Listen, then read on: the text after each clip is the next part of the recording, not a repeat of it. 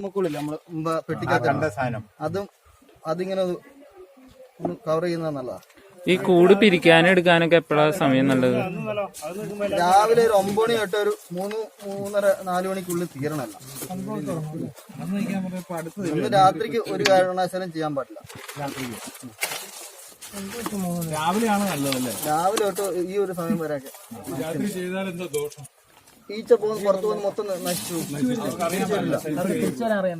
മൊത്തം ഉറുമ്പ് പിടിച്ചു. സമയം കിട്ടത്തില്ല.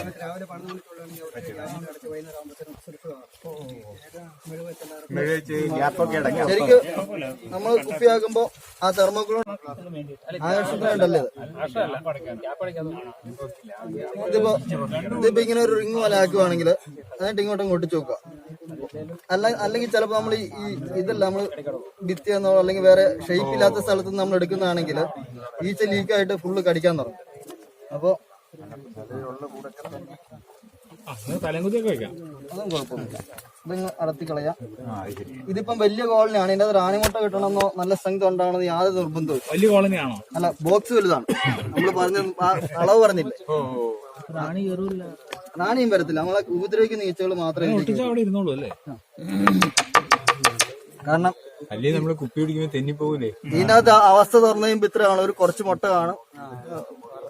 മറ്റേ ഇതിന്റെ ഇരട്ടി സ്ട്രോങ് ആണ് അതിന്റെ ഉള്ളിലിരിക്കുന്ന ചെറിയ കോള. ഇത്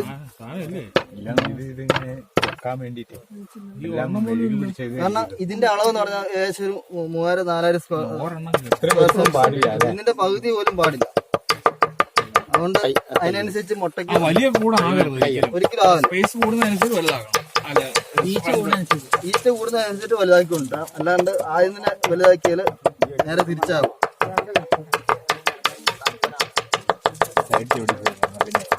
ഇല്ല, കാര്യമില്ല. അതിന്റെ ഒന്നും വേണ്ട. ഞാൻ തുറന്നു വേണ്ട. അത് തേനല്ലേ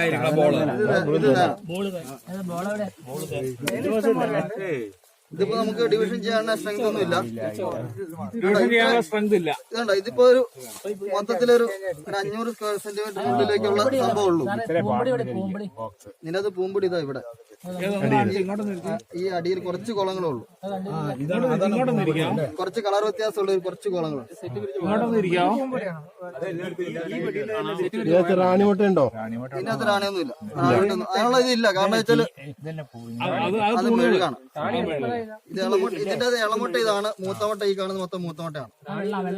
ഇതിന്റെ റാണി ഫ്രണ്ട് സൈഡിൽ ഇവിടെയായിരിക്കും.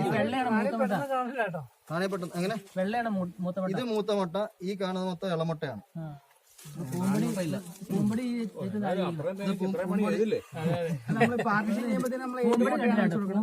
പൂമ്പൊടി എങ്ങനെ അല്ല, ഇനത്തിന്റെ പ്രത്യേകത ഒന്നല്ല.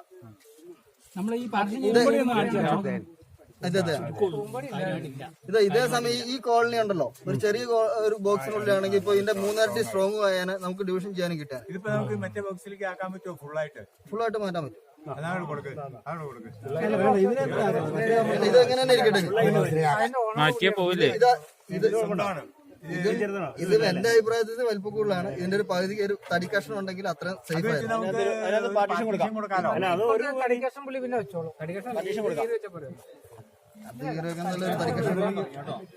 പക്ഷെ ഈ തേനെടുക്കാൻ പറ്റില്ല. തേനെടുത്ത് കഴിഞ്ഞാൽ പൊട്ടി ഒഴുകി പോകും. ഇതിങ്ങനെ തന്നെ ഇരിക്കട്ടെ.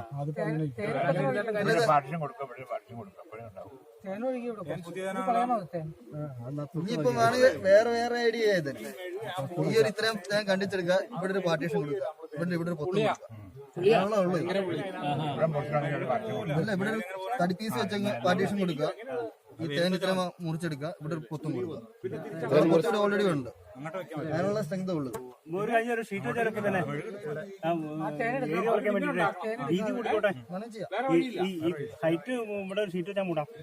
ഉണ്ടായിരുന്നു.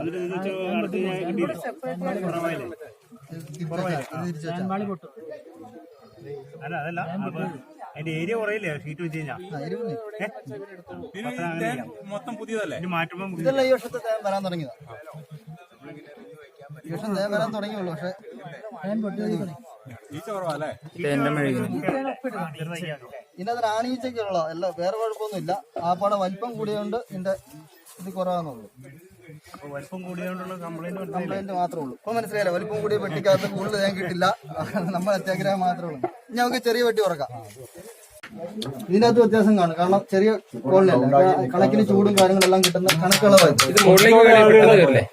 ആകുകയാണെങ്കിൽ പുറമേ ഉള്ളതൊന്നും കാണാൻ വ്യത്യാസം.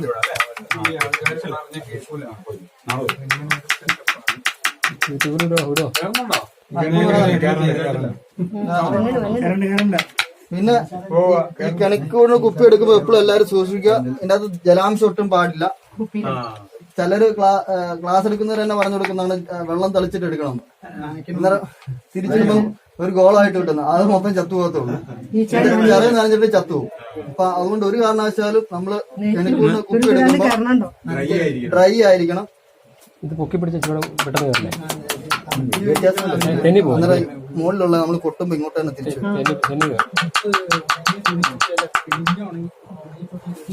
ഒക്കെ പേടിച്ച് തുടങ്ങാണ് കഴിയുന്നത്. പേടിച്ചിട്ടില്ല, ആക്രമിക്കാൻ വേണ്ടിട്ട്. പിന്നെ ഈ പൊത്തു ഇടാൻ പാടില്ല, ഇപ്പൊ പറഞ്ഞില്ലേ, ചിലവര് ഈ കുപ്പി എടുത്തിട്ട് വെറുതെ കുറെ പൊത്തിടും, പൊത്തിട്ടിട്ട് എയർ കയറാൻ വേണ്ടി. അതിന്റെ ആവശ്യമില്ല. ഇല്ല, ഇതുകൊണ്ട് കുറെ തല കുത്തി കൊണ്ടുപോയിട്ട് ഇതാക്കും, ചാവും. പിന്നെ ഇവർക്ക് എയർ സർക്കുലേഷൻ നല്ലോണം നടക്കില്ല. അപ്പൊ നമ്മള് ഇപ്പൊ ഹ്യൂമിഡിറ്റി പറയാല്ലേ, നല്ല മാർച്ച് ഏപ്രിൽ മാസത്തേക്ക് ആണെങ്കിൽ 10 മിനിറ്റ് പോലും വേണ്ട, 5 മിനിറ്റ് വരെ ചത്തുപോകും, ബന്ധി ചത്തുപോകും. അന്നേരം നമ്മള് മാർച്ച് ഏപ്രിൽ മാസം അപ്പൊ പറഞ്ഞ പോലെ തന്നെ ഒരു നല്ല എന്നിട്ട് ഒരു തുണി നനച്ചിട്ട് പിഴിഞ്ഞിട്ട് കവർ ചെയ്യുക, എന്നിട്ട് തണലത്ത് വെക്കണം, വെയിലുള്ളിടത്ത്. തൂണിന്റെ ഇരുമ്പ് തൂണിന്റെ ഉള്ളിലാണെങ്കിൽ ഇങ്ങനെ പിടിച്ചിട്ട് തൂണയിൽ മുട്ടി കഴിഞ്ഞാൽ അത് കയറി വരുമോ? ഈച്ച കയറി കിട്ടും, ഈച്ച കണ്ടാൽ നല്ലോണം വരുന്നുണ്ടോ. എന്നിട്ട് നമ്മള് മറ്റേ പെട്ടിയിലേക്ക് ആക്കി കൊടുക്കണം. അല്ല അപ്പൊ പിന്നെ അതിന്റെ മുട്ടയൊക്കെ കിട്ടാൻ എന്ത് ചെയ്യും? ഈച്ചനെ പിടിക്കാം. മുട്ടയൊക്കെ ഉണ്ടെങ്കിലല്ലേ ഈച്ച നിക്കോളൂ. അല്ല വേറെ മുട്ട വരില്ല. മുട്ടയുള്ളിടത്തിലേക്ക് പകർത്താൻ ചില നല്ല സ്ട്രോങ് ഉള്ള കോളനിക്കാണെങ്കിൽ നല്ല സീസൺ സമയത്താണ് ചിലപ്പോ 3 കുപ്പിയൊക്കെ വേണ്ടി വരും. നിറച്ച് ഈച്ച, നമുക്ക് ഇത് കാണാൻ പറ്റൂലാത്ത വിധത്തില് ഈച്ച കയറും. ഈ ഈച്ചനെ നമുക്ക് വേറെ കോളനിയിൽ വലിയ കടിയുമിറ്റ് ഇത് തുറക്കുമ്പോ കുറച്ച് ഈച്ചോടെ കുറച്ച് വരും. ഒരു കുപ്പികളെ നോക്കുവാണെങ്കിൽ നല്ല ക്ലിയർ ആയിട്ട് ഇരിക്കാനാണ്. ഇനി സൈഡ് കൊടുത്തേക്ക്. ഇത് ചിലപ്പോൾ മുകളിൽ തന്നെ കാണും. ഇത് കടിക്കുന്നതിന് മാത്രം, ഇപ്പൊ എന്റെ മേത്ത് മാത്രം, നിങ്ങൾ എത്ര പേരുണ്ടെങ്കിൽ എന്റെ മേത്ത് മാത്രമേ അടിക്കുള്ളൂ, കാരണം എന്റെ മേത്ത് ആ സ്മെല്ല് എടുക്കണല്ലേ.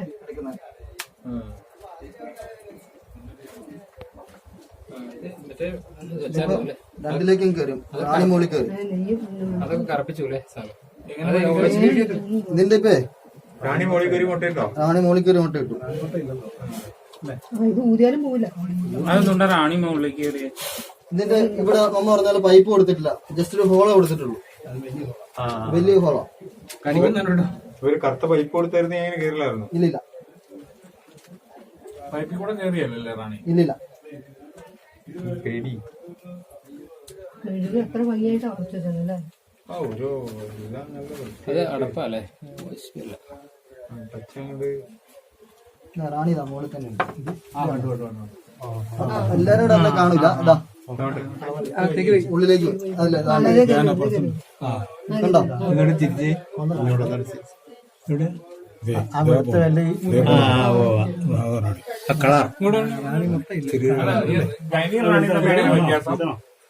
ഇങ്ങനെ അങ്ങോട്ടൊന്ന് കാണിച്ചു. അപ്പോൾ ഒരു സംശയം ചോദിച്ചോട്ടെ, ഇതിനകത്ത് ഇപ്പൊ നമുക്ക് ചെയ്യാൻ പറ്റുന്ന വെച്ചാല് ഇതിനകത്ത് 2 സെക്ഷൻ മുട്ടയാണ്. ഇതിന്റെ ഉൾവശം എന്ന് പറഞ്ഞിട്ടുണ്ടെങ്കിൽ ഇളമുട്ടയാണ്, ഇത് മൂത്ത മുട്ടയാണ്. അത്യാവശ്യം സംഭവങ്ങളെല്ലാം ഉണ്ട്. ഇവിടെ ഒരു തുളയിട്ട് ഒരു പലകം വെച്ചത് റാണിസെല്ലും കൊടുക്കണം, വേറെ ഒന്നും ചെയ്യാൻ. റാണിസെല്ല് അതിന്റെ അകത്തുണ്ട്, പക്ഷെ അത് ഇളമുട്ടക്കകത്താണ്. എങ്ങനെ ഇതിനകത്ത് ഇത് ബ്രൂഡ് ചേമ്പറാ. ബ്രൂഡ് ചേമ്പറിനകത്ത് തേൻ നമ്മൾ എടുക്കാണ്ടിരിക്കാണ് വേറെ. ഹണി ചേമ്പറിലേക്ക് കയറുന്ന എപ്പോഴാണ് അന്നേരം എടുക്കാം. ഇതിപ്പം വേണേ നമുക്ക് എടുക്കാം, ഇത്രയും തേൻ.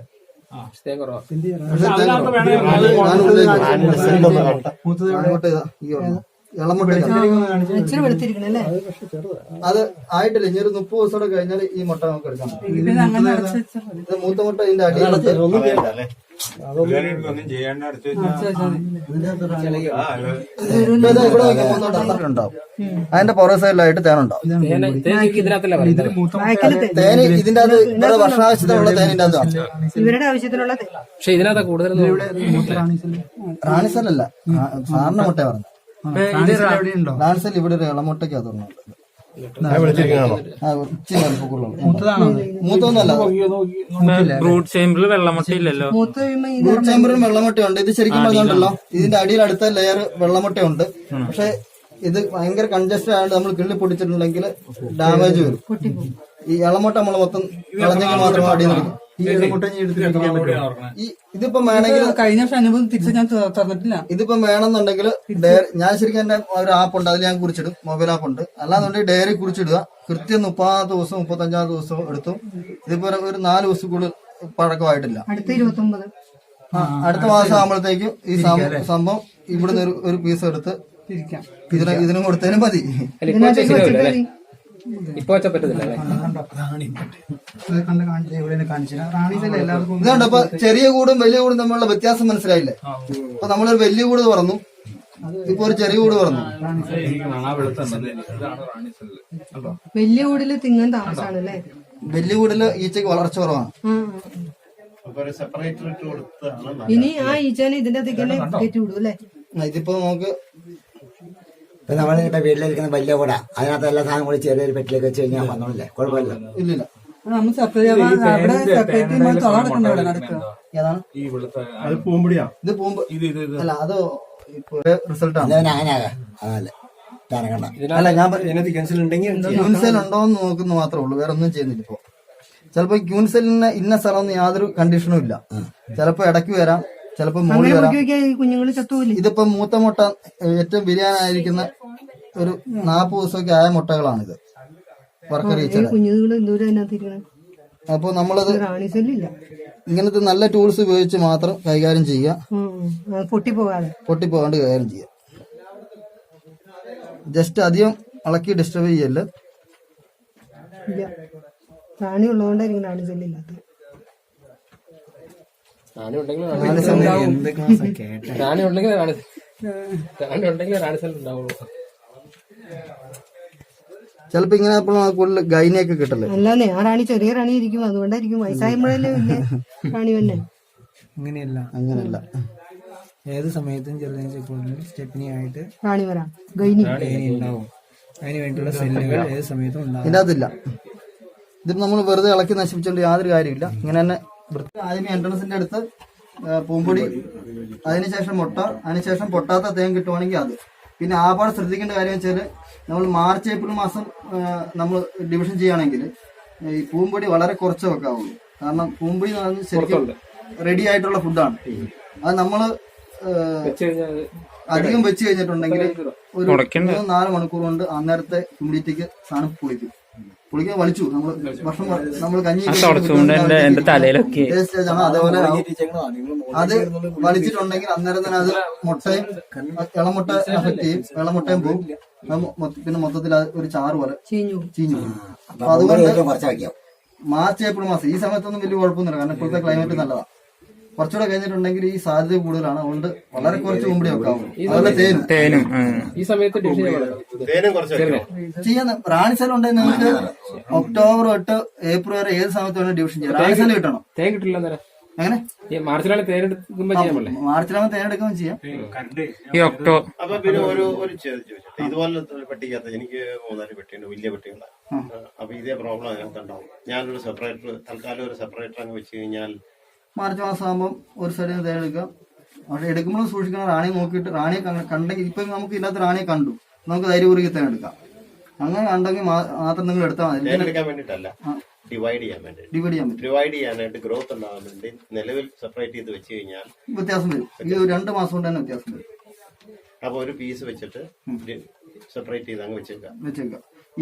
ഈ മറ്റേ വലിയ കോളനി ഉണ്ടല്ലോ ഇപ്പം, അതിന്റെയൊക്കെ ഏറ്റവും പ്രശ്നം വെച്ചാൽ ഇത് മഴക്കാലം അതിജീവിക്കണം.